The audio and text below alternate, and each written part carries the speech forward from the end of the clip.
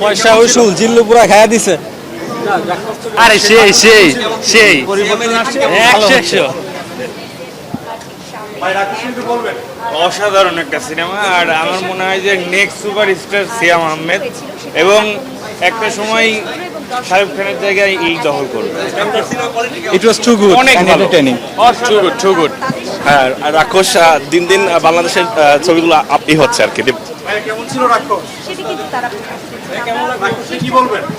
পুরাই খাইয়া দিছে। খাইয়া দিচ্ছে না আপু?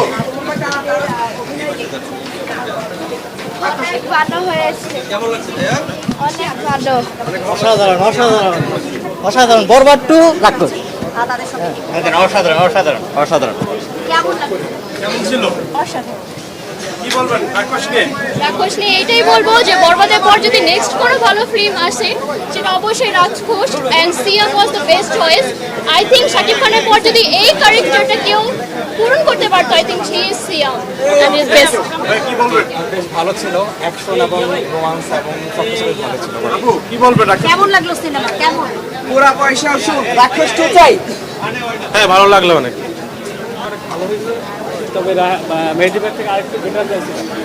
ব্যাকগ্রাউন্ড স্ক্রিন সিএম অসাধারণ অভিনয় করছে, তবে নায়িকার অভিনয়টা একটু ভালো হলে মনে হয় একটু ভালো হতো। কেমন ছিল? ভালো ছিল। কি বলবেন?